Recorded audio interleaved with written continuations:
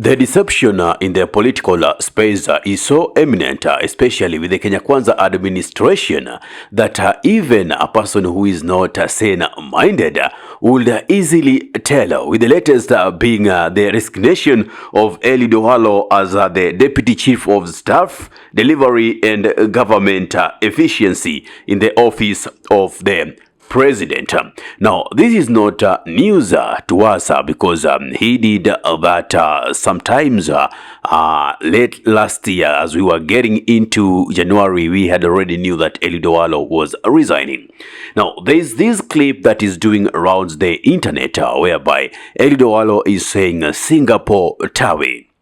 Eliud Owalo is saying we cannot go to Singapore with empty stomachs. It was just some few months ago that he was posting projects for the government and how the government is efficient in delivering development and infrastructures across the country. And especially he was doing that with so much enthusiasm in Nyanza to show that the Nyanza people and the basket of votes in this time gonna be full. Anyway, let us watch this clip so that I continue with my analysis. Iko mtu anataka kuenda Singapore bila chakula kwa meza. Kwa hivyo mnasema Singapore Tawe. Singapore? Singapore? Singapore? Singapore? Bas. That is the agenda that we want to pursue. I've got a vision and a mission for this country. Well, from the clip, you could easily tell that Eliud Owalo is a man and a mission. The same as President William Samoei Ruto is a man and a mission. How does this game play? It's always a divide and rule tactic. And sometimes the divide and rule tactic appears in forms of unity. What do I mean by this? Let's say, for instance, Eliud Owalo gets at least a handful of supporters for his presidential bid.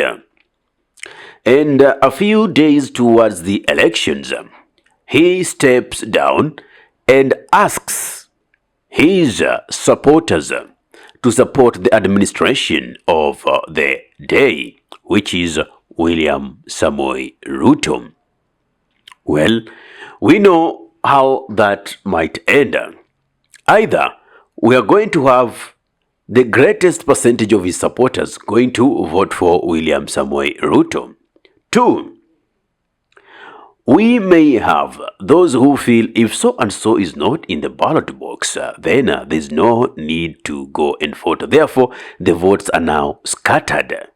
At the end of the day, we don't have as much as will be needed to help this person ascend to presidency. Now, you will be asking, how is that beneficial? Because out of these people who will rather vote for Owalo, and if not Owalo, then they will either maybe go to vote for the opponents of William Samoei Ruto. Therefore, that vote that will be working to the advantage of the united opposition will not be there. And that is the same thing that I have been saying with the united opposition, that let us just hope that none of the principals will break loose to join the Kenya Kwanza administration. There is a plan that they've hatched, which is so nice, such that if one person or one politician is chased away from one party within the united opposition, then the rest will not be ready to receive him or her, because they have already known the intentions of government moles that are planted within the parties.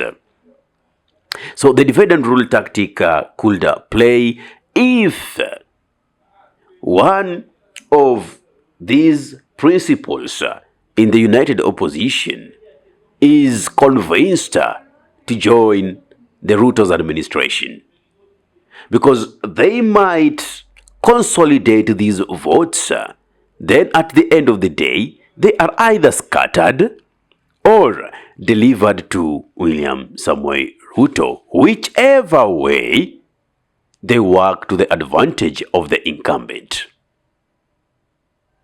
So, those are the calculations that the United Opposition should be holding at hand. Anyway, the deception that we are seeing with Eliud Owalo, this is child's play, in politics. You could tell, because number one, what has Eliud Owalo created within him to make him now feel he could, stand as a presidential candidate? There is a position that befits someone. I'm not undermining him, but ever since, I have not known him to be an MCA.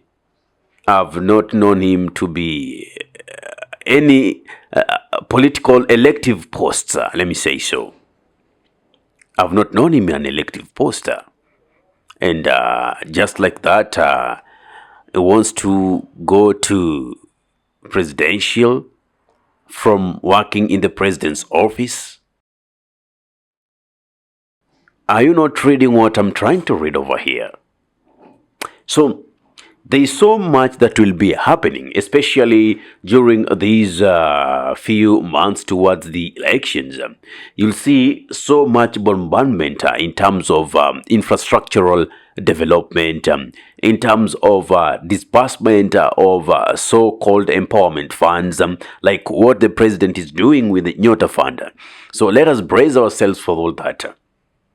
But let us not forget the atrocities that have been committed by this regime.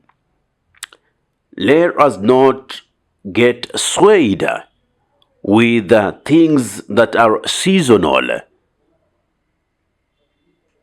in exchange for a long-term suffering that is yet to be with us if Ruto is elected for a second term. We should be very careful with that. We should be very, very vigilant. Otherwise, we are going to be crying in silence. We are going to be saying, we were warned, now for the second time. It's good to do a mistake for a first time, but doing it for the second time, there is no excuse for it. We were warned that electing Ruto was throwing this nation to the dogs. So, if we do that mistake again of electing Ruto for a second term, alas, we have no country. Just for your information, there is no Singapore that we are going. There is no Canaan through Singapore that we are going now that the ODM are getting into bed with the Kenya Kwanza regime. Just know that. What is your take? Give me your thought in the comment section below. If you love content of this nature and you're watching from my YouTube channel, kindly subscribe and press the notification button. So anytime that you're live or we upload content of this nature, you'll be the very first person to be notified. Ahmed Khalif is my name for the Unscripted Talks here in Dab Radio. Assalamu alaikum warahmatullahi wabarakatuhu. Kwa timba kali za Afrika, Dab Radio ndio mpango mzima.